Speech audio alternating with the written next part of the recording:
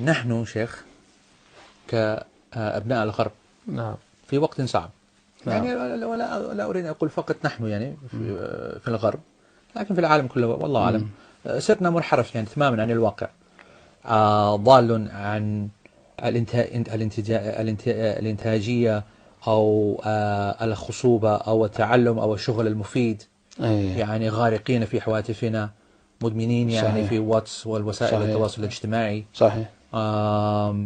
يعني يعني أعطونا الحل كيف نحفظ القرآن ونحن نشتكي ما عندنا وقت.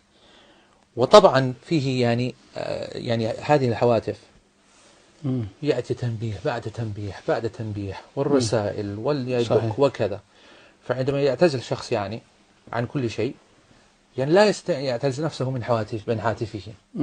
يعني وحتى لو أغلق الهاتف يعني بس صار يعني عنده قلق، يعني ممكن شخص يتصل بي أو يرسل إلي كذا. صحيح. ونحن الآن نعيش يعني في وقت يعني الأخبار 24 ساعة. هذا نحن نريد يعني الجديد يعني في كل دقيقة. في كل دقيقة. صحيح. فلو يعني مضى يعني 10 دقائق أو كذا يعني تحس بأنه إيه. ففعلا تغير الأمور فعلا. لكن طبعا هذا ليس عذرا. فشيخ يعني إيش هو الحل؟ كيف نحفظ؟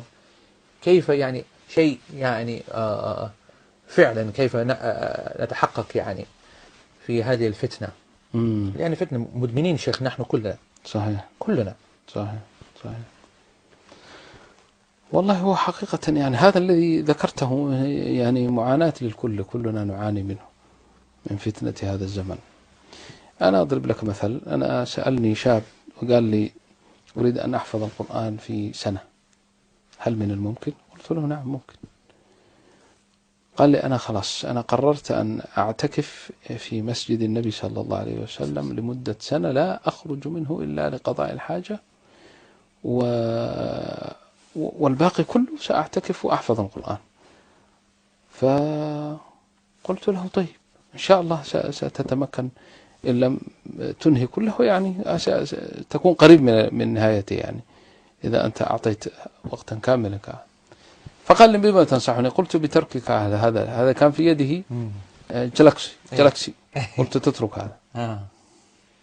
قال لا هذا اتصال. قلت له لا يكفيك في الاتصال في نوكيا قديم فيه ليت فيه توش فهذا يغنيك عنه، وأيضا البطارية بتاعته تدوم معك أسبوع كامل أو أكثر الآن شهر يعني. نعم. ويغنيك عن الاتصال. نعم.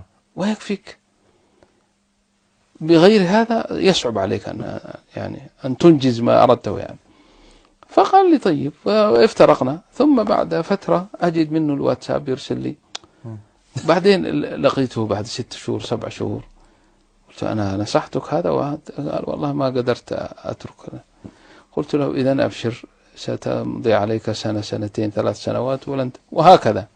الذي حدث أنه بعد 3 4 سنوات لم يحفظ. لأنه مثل ما تفضلتم وذكرتم هذه كل زمن له آفة. نعم. هذا آفة هذا الزمن. أوكي. ولن نستطيع أن ننجز شيئا مما نريده من حفظ القرآن ومن تعلم العلم ومن كذا إلا أن نقتطع من وقتنا وقتا نعتزل فيه كليا عن هذا الشيء.